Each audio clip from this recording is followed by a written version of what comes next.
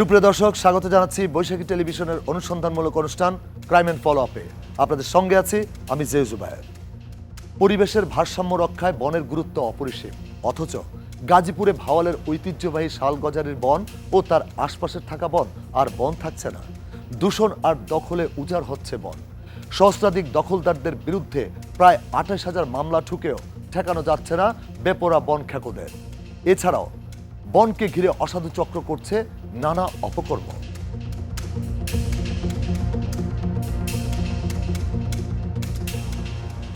একবারে উপর থেকে ডিউবনি বাগা 50,000, এসিএফ চায় 50,000, আর 40 দিতে হয়, রেঞ্জার চায় 40, ওরা 30 দিতে হয়, বিট অফিসার চায় 30, তারা 20 দিতে হয়। বন বিভাগের দুর্নীতি এটা সর্বজন স্বীকৃত। এখানে এক ধরনের সিন্ডিকেট কাজ করছে, যারা এর সাথে যে অনিয়মের সাথে জড়িত তারা কিন্তু এককভাবে এই কাজটা করছে না। বনের গেজেট দেখে আমরা সেই জায়গাগুলোকে চিহ্নিত করছি এবং সেই জায়গাগুলোর বিষয়ে সরকারি স্বার্থ রক্ষা করার জন্য আমাদের প্রক্রিয়া চলমান আছে। বন অপরাধের সাথে জড়িত যেই থাকুক না কেন, তারা যদি কোনোভাবেই এটার সাথে জড়িত হয়ে যায় তাহলে তো তারা একেবারে নো এক্সকিউজ। এই রুটটা পুরাটাই মনে করেন বিপজ্জনক। রাত্রেবেলা এদিক দিয়ে মনে করেন যে প্রত্যেক দিন একটা না একটা ডাকাতি হতেই থাকে। জনগণের প্রতি এটাই আমাদের মেসেজ যে আমরা আপনারা তথ্য যে কোনো ধরনের তথ্য যদি আপনাদের কাছে থাকে সেই তথ্য দিয়ে আমাদেরকে সহযোগিতা করবেন। কারা করছে এসব অপরাধ? কারাই বা শিল্প প্রতিষ্ঠান, কারখানা, খামার বাড়ি, কটেজ, পর্যটন রিসোর্ট, আবাসিক বাড়ি নির্মাণ করে গিলে খাচ্ছে বনের জমি? প্রশাসনের কারাই বা জড়িত এসবের সাথে? আজ তার বিস্তারিত তুলে ধরব আপনাদের সামনে। ঢাকা থেকে রওনা হয় টিম ক্রাইম অ্যান্ড ফলো। উদ্দেশ্য ভাওয়াল শালবন ও তার আশপাশের অবস্থা সরজমিনে আপনাদের দেখানো। শুরুতেই পাখির চোখে এক নজর এই বনের দৃশ্য আপনাদের দেখাতে চাই এবং জানাতে চাই বনের ইতিহাস এবং বর্তমান অবস্থা। দেশি ও বিদেশি বিভিন্ন সংস্থার যৌথ গবেষণা অনুযায়ী গাজীপুর বন বিভাগের মোট জায়গার পরিমাণ ছিল ৬৩,৮০০ একর। প্রায় এক যুগ আগেও গাজীপুর জেলার মোট জমির পরিমাণের ১৪% ছিল বনাঞ্চল। মূলত ৭১-এর মুক্তিযুদ্ধের সময় প্রথম আঘাতটা আসে বনভূমির মধ্যে। তখন ব্যাপক হারে বনভূমি ধ্বংস উজাড় হতে থাকে। যে যেভাবে পেরেছে বনটাকে নষ্ট করেছে।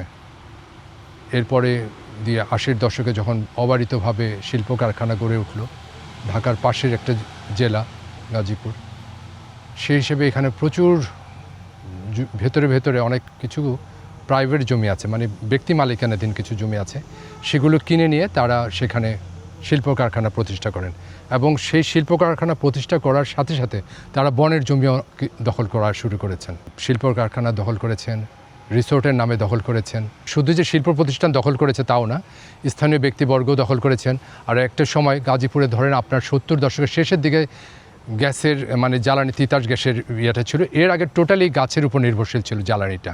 তখন ব্যাপক হারে কাঠ কেটে জ্বালানি হিসেবে ব্যবহার করা হতো। তখন বনের, বিশেষ করে বনভূমি, বনের গাছগুলো ধ্বংস হয়েছে মূলত তখনই। এরই মধ্যে ১২,০০০ একরের বেশি বনভূমি দখল করে ১৬,০০০-এর বেশি বাড়িঘর, বাণিজ্যিক প্রতিষ্ঠান, খামার বাড়ি, কটেজ, রিসোর্ট সহ গড়ে উঠেছে অসংখ্য সরকারি বেসরকারি স্থাপনা। এসব স্থাপনা টিকে থাকতে কারা সুযোগ করে দিচ্ছে? কি তার পদ্ধতি? দিনের পর দিন কিভাবেই বা চোখের সামনে উজাড় হচ্ছে বন? তুলে ধরব। দর্শক, নথিপত্র ঘেঁটে দেখা যায় গাজীপুরে বনের জায়গা ছিল প্রায় ৬৩,৮০০ একর। সময়ের পরিক্রমায় সেখান থেকে বেদখল হয়ে গেছে ১২,০০০ একরের বেশি জমি। কারা জড়িত এসব দখলে? এসব ভূমি খেকোদের সহযোগিতাই বা করছে কারা? আবার নানান আইনি জটিলতায় পড়ে বন এখন বিলুপ্তির পথে। কেন হচ্ছে এমন? চলুন দেখা যাক। গাজীপুরে পুরো বনাঞ্চল ভাওয়াল জাতীয় উদ্যান, শ্রীপুর, কাচিঘাটা, রাজেন্দ্রপুর, কালিয়াকৈর ও ভাওয়াল রেঞ্জে বিভক্ত। এসব রেঞ্জের অধীনে রয়েছে ২৬টি বিট অফিস এবং সাব বিট ও ক্যাম্প। এই বনাঞ্চলে ১২,৩২১ একরের বেশি বনের জমি জবরদখল করে রেখেছে বিভিন্ন ব্যক্তি এবং প্রতিষ্ঠান। এর মধ্যে ১,৫০০ বিঘা জবরদখল করে রেখেছে ১৭৪টি প্রতিষ্ঠান। বেশ কয়েকটি শিল্প প্রতিষ্ঠানের জবরদখলের বিস্তারিত আসে টিম ক্রাইম অ্যান্ড ফলো আপের কাছে। সরজমিনে পৌঁছায় team crime and follow up. কি নাম ওনার? বনের জমি জবরদখলের আংশিক হিসেবে প্রথমে আপনাদের সামনে তুলে ধরতে চাই একটি সিরামিক কারখানা যাদের নামে বনের জমি দখলের অভিযোগ রয়েছে। গাজীপুর সদর উপজেলার মণিপুর এলাকায় সান পাওয়ার সিরামিক্স লিমিটেডের নামে এই প্রতিষ্ঠানটি গড়ে ওঠে বনের জায়গা ঘেঁষে। এই কারখানাটি পোকরান মণিপুর মৌজায় CS 428 নম্বর দাগে 0.58 একর সংরক্ষিত বনভূমি দখল করেছে। এছাড়া CS 598 নম্বর দাগে 5.57 একর জমি বনভূমি দখল করে বাড়ানো হয়েছে ভবন ও সীমানা প্রাচীর। একই এলাকায় ফুয়াং গ্রুপ লিমিটেডের দখলে রয়েছে 4.40 একর সংরক্ষিত বনভূমি এবং 5.65 একর অন্যান্য বনভূমি।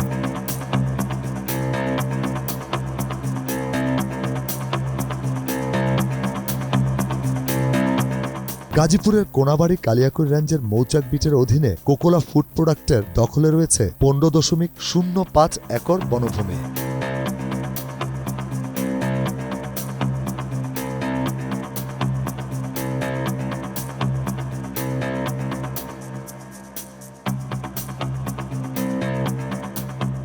পার্টেক্স কটনের দখলে 11.67 একর সংরক্ষিত বনভূমি। পার্টেক্স ডেনিমের দখলে আছে 26.24 একর সংরক্ষিত বনের জমি।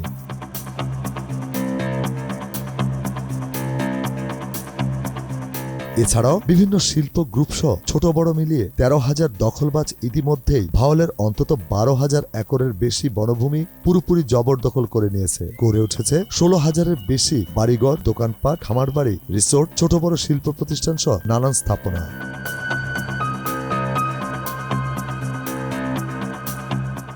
অভিযুক্ত প্রতিষ্ঠানগুলোর সাথে যোগাযোগ করে দায়িত্বশীল কারো দেখা মেলেনি, এমনকি মোবাইলও পাওয়া যায়।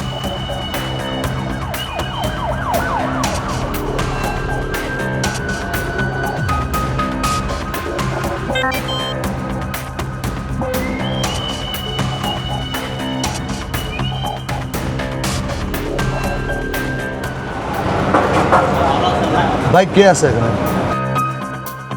বনের জমি দখলে নেওয়া ব্যক্তি বা প্রতিষ্ঠানের বিরুদ্ধে যেমন অভিযোগ এসেছে টিম ক্রাইম অ্যান্ড ফলো আপের কাছে, তেমনি বন প্রহরী, স্থানীয় দালাল, বন কর্মকর্তাদের যোগসাজশ আর জেলা প্রশাসকের উদাসীনতার অভিযোগও এসেছে টিম ক্রাইম অ্যান্ড ফলো আপের কাছে। একসময় গাজীপুর আসলে এখানে ভাওয়াল বনাঞ্চল নামে পরিচিত। যুগের পরিবর্তনে যেভাবে আসলে বন দখল হচ্ছে, শিল্প কারখানা, রিসোর্ট সহ বিভিন্ন প্রতিষ্ঠান এবং স্থানীয় পর্যায়ে সাধারণ মানুষ থেকে শুরু করে সকলভাবেই আসলে প্রতিনিয়ত এই বনটা দখলে চলে যাচ্ছে। তো এই সমস্ত বিষয় নিয়ে আমরা প্রতিনিয়ত কাজ করতে গেলে আমরাও একসময় হামলা শিকার হচ্ছি, মামলার শিকার হচ্ছি। আমার এই বসত বাড়ি ঘুমানোর জায়গা যদি ভেঙে দিতে পারে, তাহলে গাজীপুরে হাজার হাজার কলকারখানা, মেল ফ্যাক্টরি রয়েছে, যারা নাকি শত শত বিঘা বনের সম্পদ দখল করে খাচ্ছে, তাদেরকে কেন ভেঙে ঘুরে দেয় না? সেটা আমার মতো গরিবের একটা প্রশ্ন আপনাদের কাছে। কেন শিল্পপতিদের সাথে কেন পারে না তারা তাদের মেল ফ্যাক্টরির জায়গাগুলো উদ্ধার করুক? আমাদের গরিবের উপর বুলডোজার চালাইছে কেন? অনে যায় না কেন? সমঝোতা ছাড়া কোনো বনে কোনো কাজ করা যায় না। আমি অনেক নিউজ করছি, আমি বারোইপাড়া নিউজ করছি, পশ্চিম বিট নিউজ করছি, তারপর হচ্ছে বাউপাড়া বিড়ে নিউজ করছি।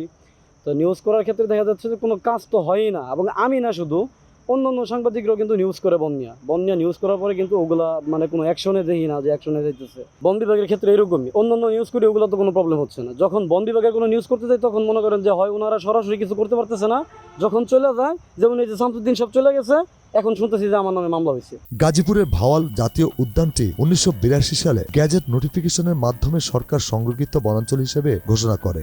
গজারিগড় বেষ্টিত 250 প্রসাদ, ভবানীপুর, বারুইপাড়া, ডগুরি, বনখড়িয়া, বাওপাড়া, উত্তর শালনা, বাহাদুরপুর মৌজায় 65,385 একর জমিকে সংরক্ষিত বনাঞ্চলের আওতায় আনা হয়। এসব বনে ছিল হরেক রকম গাছ, বন্যপ্রাণী, যা আজ অনেকটা বিলীন। তবে বনের ভেতরে স্থানীয় অধিবাসীদের জোত জমি থাকায় তারা অবাধে বনে প্রবেশ করতে পেরেছে, আর সেই সুযোগেই বিভিন্ন কলকারখানার মালিক কৃষকদের কাছ থেকে জমি কিনে শিল্প প্রতিষ্ঠান স্থাপনের নামে অবাধে বনের জমি জবরদখল করে নিচ্ছেন। আর এসব জবরদখল বন বিভাগের কর্মকর্তাদের গোচরেই মালিক ও প্রভাবশালীরা দখল করে বনাঞ্চলের জমি গ্রাস করছে বলে অভিযোগ উঠে এসেছে। তবে জমিদারি সত্ত্ব থেকে প্রজাসত্ত্বে স্থানান্তরের 70 বছর পেরিয়ে গেলেও বন বিভাগের জায়গা জেলা প্রশাসন কর্তৃক বুঝিয়ে না দেয়া এবং বন ঘেঁষা জায়গা ব্যবহারের ক্ষেত্রে যৌথ ডিমার্গেশন ব্যবস্থা নিশ্চিত না করাটাই ভাওয়ালগড়ের প্রধান সমস্যা মনে করেন করেন কেউ কেউ। বন বিভাগের দুর্নীতি এটা সর্বজন স্বীকৃত, এটা অবশ্যই এখানে একটা বনের ভূমিকা আছে এবং তাদের শিথিলতার কারণেই এই ঘটনাগুলি ঘটে। তাদের যে সত্যিকারভাবে ডিমার্কেশনটা সঠিকভাবে করা হয় কি না আমার জানা নেই, বা আপনার যে সঠিকভাবে যে সেটেলমেন্টের বিষয়গুলো, কতটুক বনের জমি, কতটুক প্রাইভেট ল্যান্ড, সেগুলোর পুঙ্খানুপুঙ্খ হিসাব থাকা দরকার ছিল। বন আদালত বলে একটা আদালত ছিল, এখনও আছে, কিন্তু ওটার কার্যক্রম কি আমরা তেমনভাবে আমাদের চোখের সামনে কোনো আমরা দেখি নাই। কিন্তু এই যে 5ই আগস্টে যে পট পরিবর্তন হলো, আমাদের রাজনৈতিক পট পরিবর্তন হওয়ার সাথে সাথে ব্যাপক হারে বনভূমি দখল করা শুরু হয়েছে, এই 24 আগস্টের কথা বলছি। তো সেটার জন্য বন বিভাগ কিছুটা জোরালো ভূমিকা নিয়েছে, কিন্তু তেমনভাবে না। যে তালিকাটা করেছে তার অনেকাংশই কিন্তু এখন জবরদখলের মধ্যে আছে। সেই তালিকাটা ধরে ধরে সঠিকভাবে তালিকা নিয়ে বনভূমি উদ্ধার করার এখনই সময়। বনের জায়গা ডিমার্গেশন করা কিংবা বনের জায়গা দখল করে কিভাবে ব্যক্তি মালিকানায় আনা সম্ভব সে ব্যাপারে স্থানীয় এক দালালের সাথে কথা বলে team crime and follow up, আর তা গোপন ক্যামেরায় ধারণ করা হয়। মিনিমাম 2-2.5 লাখ টাকা খাইয়া বলা। 1 বিঘা জমি হইলো এইটুকুই, 5 কাঠা হইলো এইটুকুই, 2 কাঠা হইলো এইটুকুই। গাজীপুর কোর্টে আবার এসিল্যান্ডে আপনার 2 দিন হিয়ারিং দিতে হয়, উকিল 2টা।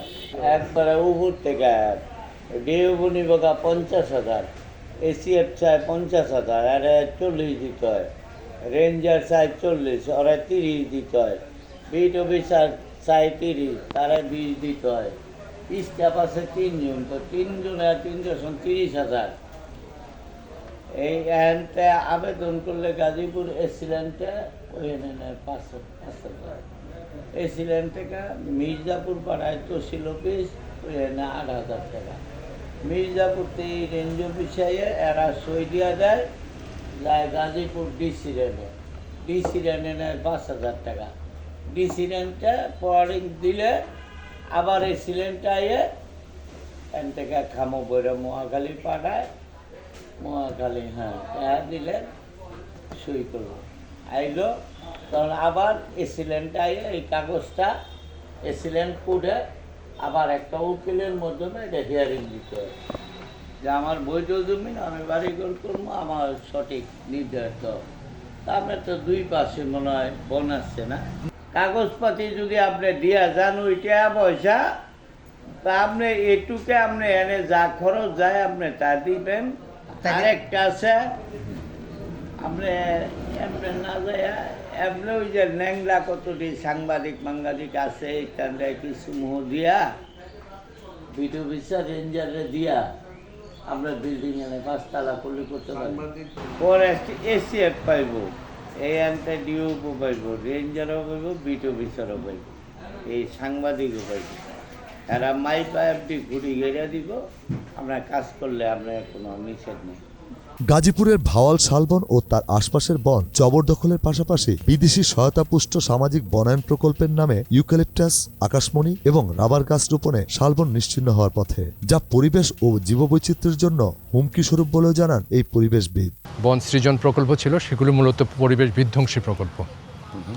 এগুলোকে ওনারা বাণিজ্যিকীকরণ করেছে, মানে বনটাকে ওনারা বাণিজ্যিকীকরণ করে দ্রুত বর্ধনশীল গাছের অজুহাতে প্রকৃতির যে আসল যে শালবন সেটাকে ধ্বংস করে ফেলেছে।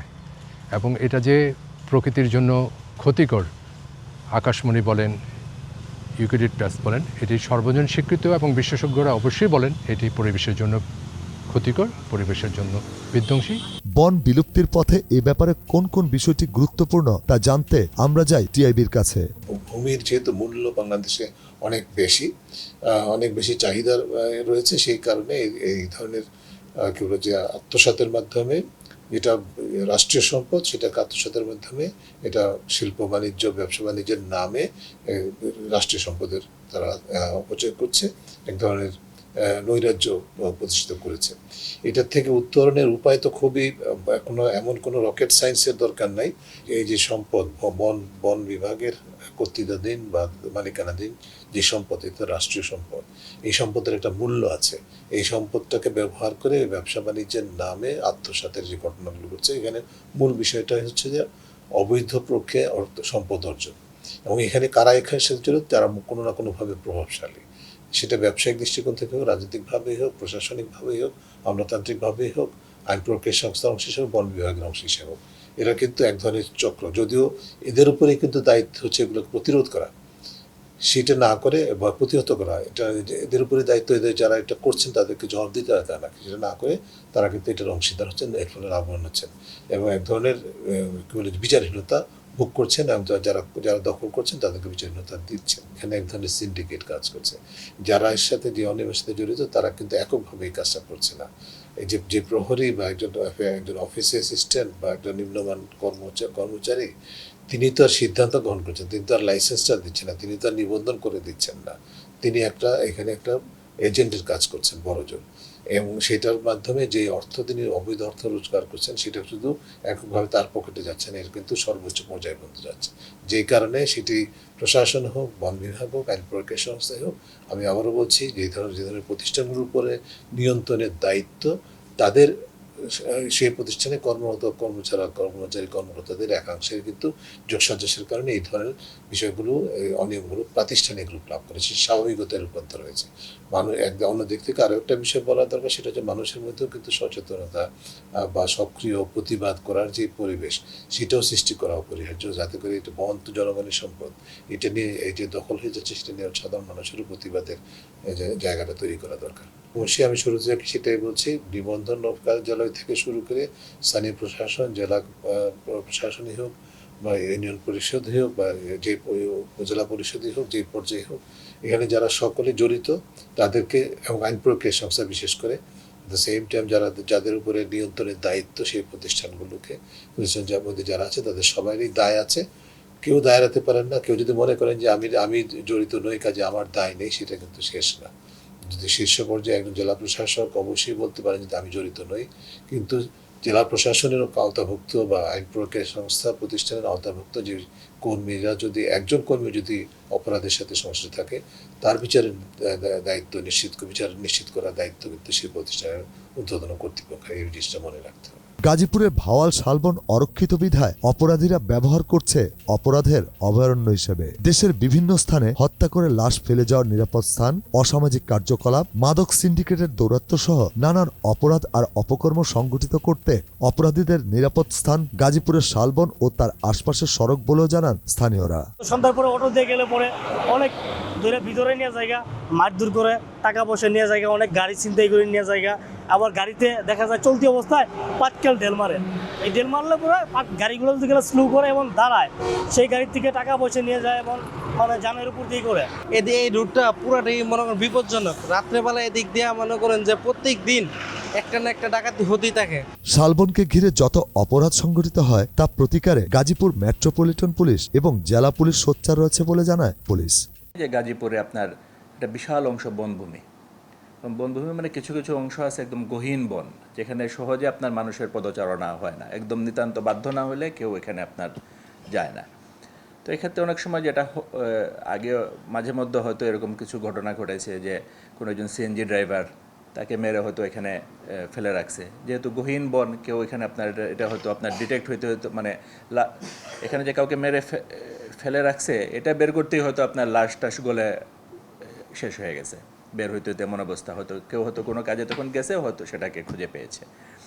কিন্তু আমি আপনাকে বিগত 7 মাসের যে স্ট্যাটিস্টিক্স দিতে পারি আমি এখানে আসার পর থেকে, যে এ ধরনের ঘটনা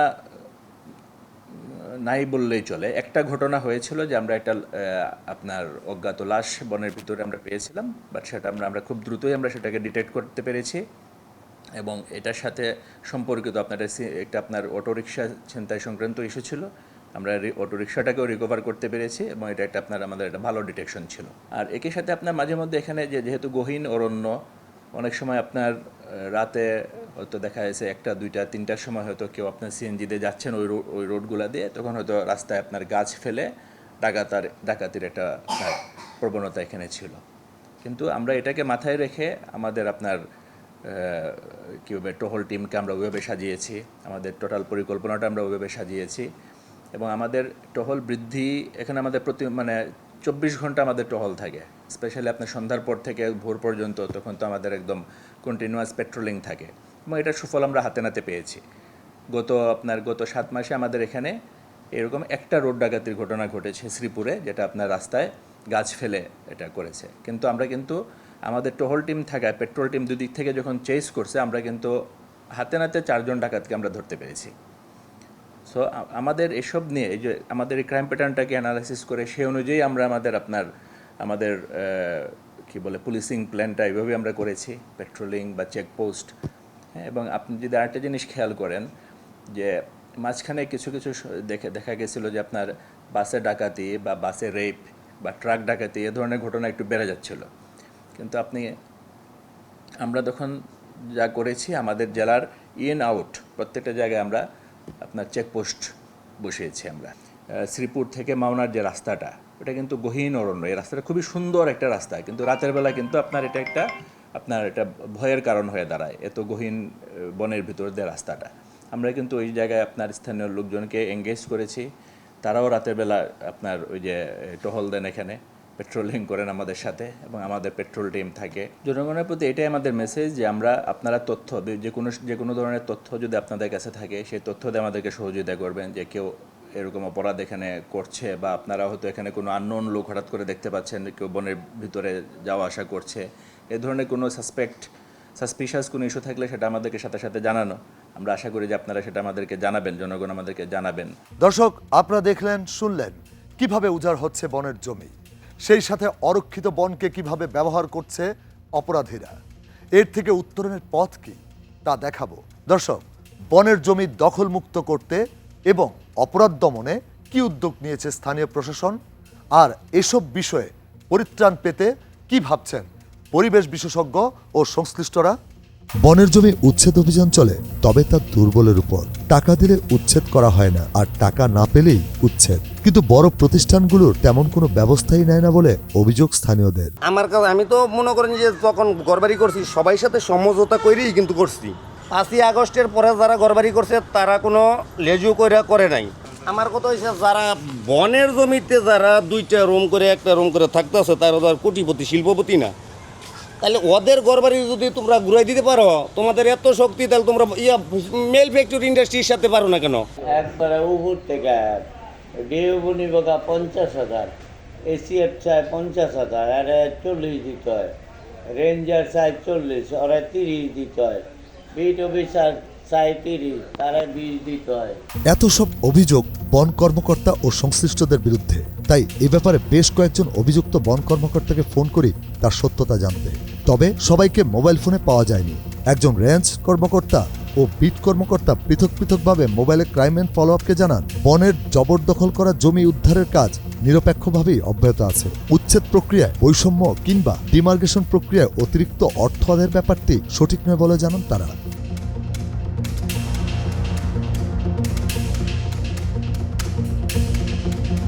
আপনি যে তথ্য নিতেছেন, তথ্য কিন্তু আমি আনঅফিসিয়ালি আপনি দিতে পারি না। যদি গভীরে যান তাহলে আমি বলতে পারবো না। আপনি সাংবাদিক, যেহেতু আপনি সাংবাদিক, আমার যদি এসে গভীরে যেতে হয় তাহলে আমি আর সিরিয়াসলি দিতে পারবো না। কর্তৃপক্ষ আছে, বলবো যে আপনি তথ্য বলতে পারেন না, এটা ভুল কথা। যদি কেউ বলে থাকে ভুল তথ্য দিচ্ছে। গাজীপুরে মোটামুটি ধরেন গাছ কাটা সুন্দর করে বলা চলে, দখলটার বিষয়ে ঝামেলা আছে। মানুষ ব্যাপক মানুষের চাপ না।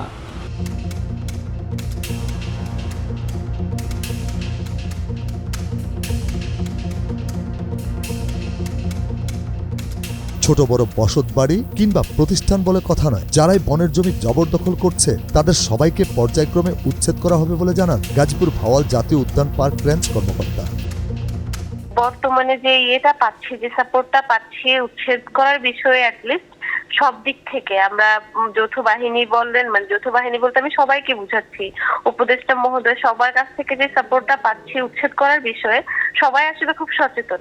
তো এখানে কেউ থাকতে পারবে না, সবাইকেই আলটিমেটলি এখান থেকে জবরদখল যেটা করে আসছে সেটা থেকে সরে যেতে হবে, আমরা উচ্ছেদ করব। এটা আমাদের ক্লিয়ার একটা মেসেজ। এটা ফিল্ডে হোক যেখানে হোক আমরাও দিচ্ছি। আপনারা যেহেতু মিডিয়া দিয়ে, আপনারাও আসলে এই মেসেজটা দিলেই হচ্ছে আমাদের জন্য ভালো হবে আর কি। ডিমার্গেশন করাতে অতিরিক্ত অর্থ আদায়ের বিষয়টিও জানতে বন বিভাগের ঢাকা বিভাগের ডিএফওর কাছে যায় team crime and follow up. কিন্তু পরপর 2 দিন গিয়েও দেখা মেলেনি বন বিভাগের বন্যপ্রাণী ডিভিশনের ডিএফও শারমিন আক্তারের। পরে মোবাইলে যোগাযোগ করে পাওয়া যায়নি।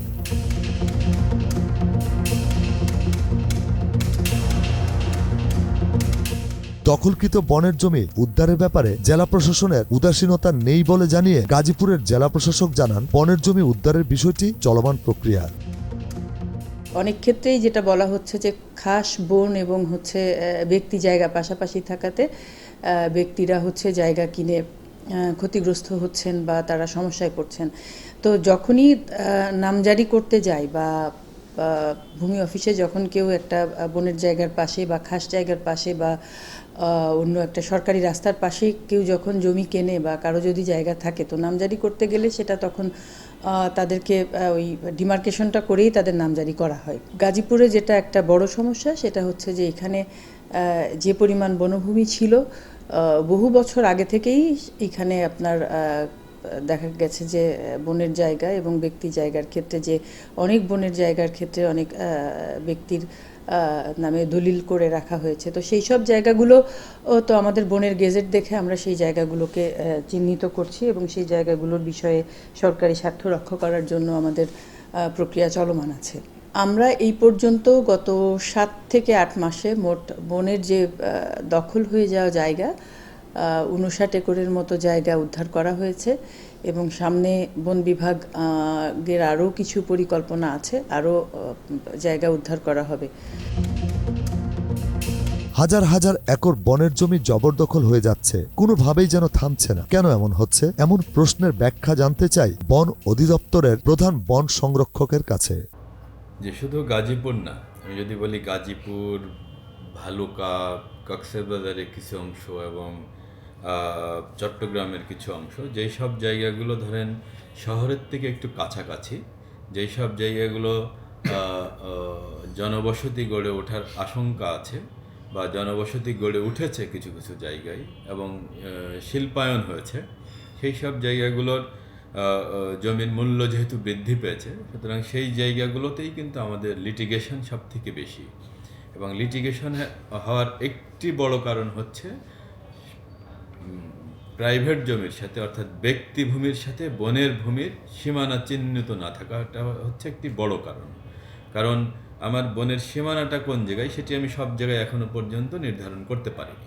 সেই নির্ধারণ করতে না পারার জন্যই জবরদখলের প্রবণতাটা এবং প্রক্রিয়াটা শুরু হয়েছে। বেদখল জমিকে আমরা 4টি ক্যাটাগরিতে ভাগ করেছি। একটি ক্যাটাগরি হচ্ছে ধরেন শিল্প প্রতিষ্ঠান, রিজোর্ট যেটি দখল করেছে, তারপরে ধরেন এগ্রিকালচারাল ল্যান্ড হিসেবে যেটি জবরদখল হয়েছে, তারপরে ধরেন খেলার মাঠ, ঈদগাহ, এইভাবেও কিছু জবরদখল হয়েছে, আবার ধরেন দোকানপাট, এইভাবেও কিছু জবরদখল হয়েছে। সুতরাং টোটাল গাজীপুরের জবরদখলকে আমরা 4টি ক্যাটাগরিতে ভাগ করেছি এবং এই 4টি ক্যাটাগরিতে ভাগ করার পরে প্রত্যেকটা জবরদখলের ক্ষেত্রে জবরদখল উচ্ছেদের জন্য আমরা জেলা প্রশাসক মহোদয়কে আমার ডিএফও প্রস্তাবনা পাঠিয়েছে। কারণ আপনি জানেন যে জবরদখল উচ্ছেদ করার আইনগত ক্ষমতা কিন্তু জেলা প্রশাসক মহোদয়ের, কারণ 1970 সালের যে অর্ডিন্যান্স আছে সে অনুযায়ী কিন্তু এটি জবরদখলটি উচ্ছেদ হয়ে থাকে। জবরদখল উচ্ছেদ প্রত্যাশী সংস্থা প্রস্তাব প্রেরণ করে, জেলা প্রশাসকের দপ্তর থেকে এটি উচ্ছেদ মামলা রুজু হয়, তারপরে এটি জবরদখলটি উচ্ছেদ হয়। সুতরাং আমরা এই টোটাল গাজীপুরের কী পরিমাণ জবরদখল আছে এটি স্টক টেকিং করার পরে আমরা প্রত্যেকটা প্রস্তাবের জন্য জেলা প্রশাসকের দপ্তরে আমরা প্রস্তাব প্রেরণ করেছি জবরদখল উচ্ছেদের জন্য। এখন এই কাজটা এখন ওনাদের যদি কোনো কোয়ারি থাকে, কোনো দাগ নাম্বারে, কোনো খতিয়ানে, কোনো গেজেটে, কোনো রেকর্ডে যদি সমস্যা থাকে, তাহলে ওনারা অবশ্যই আমাদের ডিএফওকে জানাবেন যে আপনার এই জবরদখলের জন্য এই উচ্ছেদ মামলা রুজু করার জন্য আমার এই ডকুমেন্টস আরও অতিরিক্ত প্রয়োজন। তাহলে সেইগুলো আমরা দিব, আমাদের কাছে যা আছে সেইগুলো দিলে যদি এইগুলো উচ্ছেদ মামলা রুজু হয় তাহলে সেই মামলা অনুযায়ী কিন্তু আস্তে আস্তে উচ্ছেদ হবে। মানে উচ্ছেদের আপনি যদি আইনগত প্রক্রিয়াটি দেখেন, আমার কিন্তু যেটি জবরদখল হয়েছে কোনো জবরদখলের এগেনস্টে যে এখনো পর্যন্ত উচ্ছেদ প্রস্তাব দেওয়া হয়নি, এরকম জিনিসটা এখনো পর্যন্ত আমার কাছে জানা নেই। 2টা জিনিস যদি গাজীপুরের জন্য অ্যাবসলিউটলি করা যায়, একটি হচ্ছে বাউন্ডারি ডিমার্কেশন ফরেস্টের, এবং যেসব ল্যান্ডগুলো এখনো পর্যন্ত 20 ধারায় নোটিফিকেশন হয়নি, এই নোটিফিকেশন যদি জারি করে দেওয়া যায় তাহলে ল্যান্ড লিটিগেশন এবং ব্যক্তির সাথে ফরেস্ট ডিপার্টমেন্টের ভূমি নিয়ে যে দ্বন্দ্ব দীর্ঘদিনের এবং বিশ্বাস অবিশ্বাসের খেলা যেটি চলছে সাধারণ মানুষের সাথে, সেই জায়গাগুলো থেকে আমরা মুক্তি পেতে পারি এবং সেই জায়গায় একটি ট্রাস্টের জায়গা, সাধারণ মানুষের সাথে আমাদের ট্রাস্টের জায়গাটি বিল্ড আপ হতে পারে। বন খ্যাকোদের এবং অভিযুক্ত বন বিভাগের কর্মচারী ও কর্মকর্তাদের বিরুদ্ধে তথ্য প্রমাণ সহ অভিযোগ পেলে তাদের বিরুদ্ধে কঠোর ব্যবস্থা নেওয়ারও হুঁশিয়ারি দেন এই প্রধান বন সংরক্ষক। ডিজিটাইজ করে শুধুমাত্র গাজীপুর জেলার জন্য আলাদাভাবে একটি ওই প্রকল্পের একটি অনুষঙ্গ আছে, একটি কম্পোনেন্ট আছে। সেটি হচ্ছে গাজীপুর জেলায় কোথায় কোথায় আমার ফরেস্টের বাউন্ডারিতে গিয়েছে সেটি ম্যাপ অনুযায়ী আমি নতুন করে ম্যাপ তৈরি করব এবং সীমানাটা ডিমার্কেশন করে ওখানে কোথায় কোথায় পিলার বসানো যাবে সেটি আমি জিপিএসের মাধ্যমে আমি ল্যাটিটিউড লংজিটিউড দিয়ে আমি পার্মানেন্ট ল্যাট লং করে নিব। তারপরে ওখান থেকে মানে ব্যক্তিভূমি এবং সরকারি ভূমির মধ্যে বিরোধ যেটি আছে সেটি মীমাংসা করে ওখানে আমি পার্মানেন্ট পিলার দিয়ে দিব। তাহলে গাজীপুরের ভূমির যে সমস্যা এবং ভূমি জবরদখলের যে সমস্যা সেটি আমি মনে করি অন্ততপক্ষে 50% রাতারাতি কমে যাবে। গাজীপুরের মতো জায়গায় যেখানে বনভূমি উদ্ধার করা কিন্তু অত্যন্ত কঠিন কাজ, সেই জায়গাটি কিন্তু আমরা উদ্ধার করেছি, প্রায় 60 একর জায়গায় পর্যন্ত আমরা উদ্ধার করেছি এবং প্রতিনিয়তই কিন্তু আমাদের বন বিভাগের সাথে ওখানকার জেলা প্রশাসন, পুলিশ প্রশাসন, আর্মি, র্যাব সহ যৌথভাবেই কিন্তু এখন সকল অপারেশনগুলো হচ্ছে। গাজীপুর সদর উপজেলা, কালিয়াকৈর উপজেলা এইসব জায়গায় কিন্তু আমাদের একেবারে টোটাল আমরা ম্যাপিং করে ফেলেছি যে কী পরিমাণ জায়গা জবরদখল আছে। সেই পরিকল্পনাটি আমাদের আছে, যেহেতু সার্বিকভাবে পরিকল্পনা নিয়ে সকলকে সাথে নিয়ে জেলা প্রশাসন, পুলিশ প্রশাসন, আর্মি, র্যাব সকলকে সাথে নিয়ে যেহেতু অপারেশনগুলো করতে হয়, সুতরাং আমরা যখনই সমন্বয়টি হচ্ছে এবং যখনই আমরা ডেটটি ফিক্সড হচ্ছে আমরা কিন্তু একেবারে ওখানে গাজীপুরের একেবারে মানে ম্যাসিভ জবরদখল উদ্ধারের কার্যক্রমটি চলছে। গাজীপুরের বনভূমি যেগুলো স্থাপনা তৈরি হচ্ছে, স্থাপনা আপনি বললেন যে কয়েক হাজার স্থাপনা এখানে তৈরি হয়েছে। গাজীপুরের বনভূমিগুলো যদি আপনি সার্বিকভাবে সমস্ত কিছুগুলো দেখেন তাহলে দুইটা জিনিস দেখতে পারবেন। যে এই বনভূমিগুলো ধরেন এখনও বিষধারা হয়নি, সেই বনভূমির রেকর্ড যখন হয়েছে সেই রেকর্ডটি অনেক সময় দেখা যাচ্ছে ব্যক্তি নামে রেকর্ড হয়ে গিয়েছে। আমার হয়তো গেজেট আছে 4 ধারা বা 6 ধারা, কিন্তু রেকর্ডের সময় ব্যক্তি নামে রেকর্ড হয়েছে। ব্যক্তি নামে যখন রেকর্ড হয়েছে তখন ওই ব্যক্তির ওই জমির উপরে একটি মানে আইন, তার নামে যেহেতু রেকর্ড, সুতরাং তার একটা আইনগত ভিত্তি ওখানে দাঁড়িয়েছে। সুতরাং সে হয়তো তার ওই আইনগত ভিত্তির উপরে দাঁড়িয়ে সে একটি স্থাপনা তৈরি করেছে। আমার গেজেট মূলে আমারও যেমন একটা আইনগত ভিত্তি আছে, আবার তার নামে যেহেতু রেকর্ড হয়েছে তার নামেও একটা আইনগত ভিত্তি হয়েছে। তো এই সব জায়গায় আমাদের যেসব জায়গায় আপনি হয়তো যদি গাজীপুর বা যে ডিভিশনগুলো আমাদের কাজ করে, ঢাকা বন বিভাগ এবং বন্যপ্রাণী বন বিভাগ ঢাকা, এই দুইটা জায়গায় যদি আপনি এই রেকর্ডগুলো দেখেন তাহলে দেখবেন যে যেইগুলোই এই ধরনের ডুয়াল মানে দ্বৈত আইনগত ভিত্তি দাঁড়িয়েছে সেই জায়গাগুলোতেই সমস্যা সব থেকে বেশি হচ্ছে। যে ইতিমধ্যে এই ধরনের রেকর্ড যাদের নামে হয়েছে, বনভূমি আমার গেজেট আছে, সেইগুলোকে আমরা চেষ্টা করছি যে এইগুলোকে আমরা রেকর্ড সংশোধনী মামলা দিয়ে এইগুলো বন বিভাগের পক্ষে রেকর্ডগুলো সংশোধন করে নিয়ে আসার জন্য। যদি এই রেকর্ডগুলো সংশোধন হয়ে যায় তাহলে ওই জমির উপরে একেবারে একছত্র আইনগত ভিত্তি বন বিভাগের প্রতিষ্ঠিত হবে, অর্থাৎ গেজেট বন বিভাগের নামে থাকবে এবং রেকর্ডও বন বিভাগের নামে থাকবে। তখন সেটি উচ্ছেদ করা বা অন্য মানে বনায়ন করার ক্ষেত্রে আর কোনো বাধা থাকবে না। 8-10 হাজার একরের এই ধরনের জমির রেকর্ড সংক্রান্ত সমস্যা গাজীপুরে আছে। এটি যদি স্পেশাল কোনো টাস্ক ফোর্সের মাধ্যমে ভূমি জরিপ অধিদপ্তর সাথে করে একসাথে নিয়ে যদি এটি স্পেশাল কেস হিসেবে বিবেচনা করে যদি করা যায় তাহলে হয়তো এটি যে দীর্ঘ দিন ধরে যে সমস্যাগুলো সমাধান হচ্ছে না সেই জায়গায় আমরা হয়তো সমাধানটি একটা মানে তড়িৎ সমাধান মানে ভূমির ক্ষেত্রে যতটা তড়িৎ হওয়া সম্ভব হয়তো সেইটি অ্যাচিভ করা সম্ভব হবে।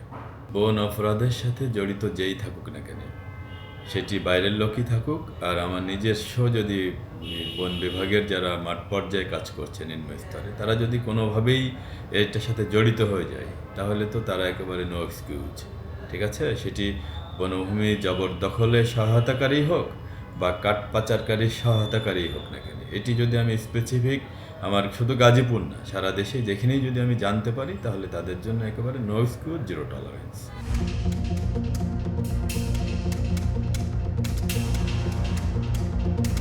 বন ও বনভূমি বাঁচাতে হলে প্রথমেই দুর্নীতিমুক্ত হতে হবে সংশ্লিষ্টদের, এমন কথা জানালেন ট্রান্সপারেন্সি ইন্টারন্যাশনাল অব বাংলাদেশের প্রধান নির্বাহী।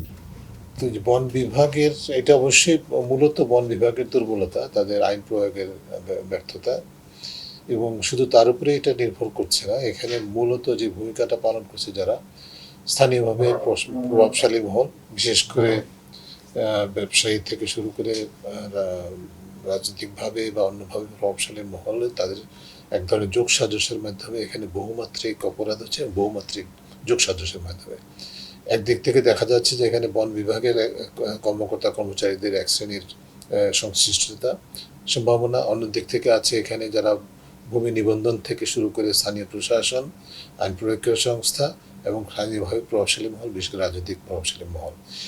এই ধরনের একটা চক্র, বিশাল চক্র এখানে কাজ করেছে, এবং এটা শুধুমাত্র এক্ষেত্রেই যে ব্যতিক্রম করে একটা তা নয়।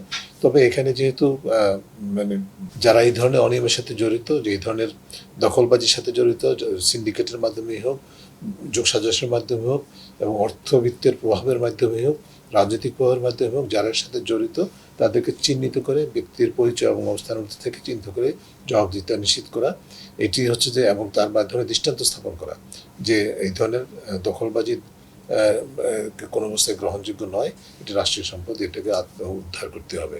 এই অবস্থাটা সৃষ্টি করাটা কর্তৃপক্ষের দায়িত্ব। এক্ষেত্রে সংশ্লিষ্ট বিশেষ করে বন বিভাগের সরাসরি দায়িত্ব, পাশাপাশি সংশ্লিষ্ট মন্ত্রণালয় এবং বিশেষ করে দুর্নীতি দমন কমিশনের মতো প্রতিষ্ঠানে এখানে হস্তক্ষেপ করা উচিত বলে আমরা মনে করি।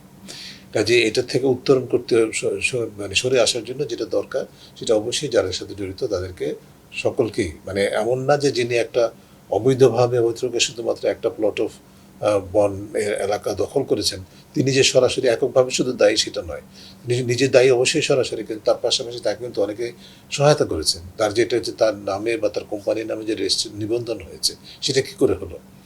এখানে যে ইলেকট্রিক লাইন হলো, সেটা কি করে হলো? এখানে যে স্থানীয় প্রশাসনের যে ভূমিকা পালন করার কথা ছিল, সেটা করেছে কিনা, এই প্রশ্ন কিন্তু খুব স্বাভাবিক। কাজে এখানে এক ধরনের বড় ধরনের চক্র কাজ করে, এবং শুধুমাত্র এই মধুপুর অঞ্চলেই নয়, এটা শালবনেই নয়, এটা কিন্তু সারা দেশেই বনাঞ্চল এইভাবে দখল হয়ে গেছে, এবং সেই কারণেই বাংলাদেশ কিন্তু একটা ব্যতিক্রমী জায়গায়, যে আমাদের যে জাতীয়ভাবে যে বন সম্পদ ছিল, সেটা ক্রমাগতভাবে উজাড় হচ্ছে, দখল হচ্ছে, আত্মসাৎ করা হচ্ছে। এই ক্ষেত্রে মামলার বিষয়টা কিন্তু এই যে দখলবাজি স্থায়িত্ব প্রদানের একটা সহজ উপায়। দীর্ঘসূত্রিতার কারণে মামলাটা হচ্ছে যে শুধুমাত্র কাগজে দলিল এটা একটা শুধু নামমাত্র লোক দেখানো একটা বিষয় বাস্তবে, এবং এটি করাই হয় অনেক সময় উদ্দেশ্যমূলক, কারণ এটা জানে যে এটা দীর্ঘকাল, এটা অনাদিকাল পর্যন্ত এটা চলবে, কোনোদিন শুরু হবে না। কাজে আমাদের জন্য যেটা দরকার, সেটা হচ্ছে যে এটা প্রতিরোধের জায়গাটা সৃষ্টি করা, যাতে করে এটা এই দখলটা সম্ভব নয় সেটা নিয়ন্ত্রণ করার চেষ্টা করা। সেটা করা হচ্ছে না, তার কারণ হচ্ছে এটার মাধ্যমে সুবিধাটা অর্জন করা যায়। এর থেকে সরে আসতে হবে। সরকারের উচিত হবে বিষয়গুলো অত্যন্ত গুরুত্ব সহকারে বিবেচনা করে এই ধরনের মামলাগুলো দ্রুত বিচারের ব্যবস্থা, প্রয়োজন আইনি সংস্কারের মাধ্যমে দ্রুত বিচারের ব্যবস্থা নিশ্চিত করা। দুর্নীতি কমার জন্য একটাই মেসেজ, সেটা হচ্ছে যারা দুর্নীতি করে, আমাদের যে মৌলিক প্রতিষ্ঠানগুলো, সেগুলোকে কার্যকরতা ফেরত আনতে হবে। যে এই জন্যই দুদক সংস্কার কমিশন, এই জন্যই দুদক সংস্কারের জন্য প্রস্তাবনা, এই যে প্রস্তাবনাগুলো করা হয়েছে, এগুলোকে কার্যকরভাবে বাস্তবায়ন করে দুদককে স্বাধীন নিরপেক্ষ হিসাবে গড়ে তুলতে হবে, এবং তার উপরে এই সুযোগটা দিতে হবে, সেই জন্য যারা দুর্নীতি করেন, ক্ষমতার ব্যবহার করেন, রাষ্ট্রের অর্থ আত্মসাৎ করেন, তাদেরকে জবাব দিতে নিশ্চিত করতে পারে। এটা ছাড়া পৃথিবীর কোনো দেশেই দুর্নীতি নিয়ন্ত্রিত হয়েছে, মানে যারা দুর্নীতি করে তাদেরকে বিচার না করে, এটা কিন্তু দৃষ্টান্ত নেই। বরং যেখানে দৃষ্টান্ত স্থাপিত হয়েছে দুর্নীতি করলে শাস্তি পেতে হয়, সেখানেই দুর্নীতি নিয়ন্ত্রিত হয়েছে। আমাদের দেশে সেটা এখন আমরা করতে পারছি না, ওই জায়গায় যেতে হবে আমাদের।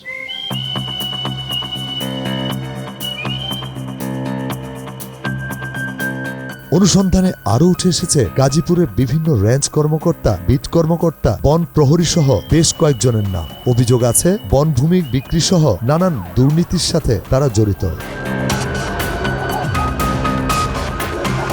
এসব ঘটনার বিস্তারিত জানাবো আগামীতে।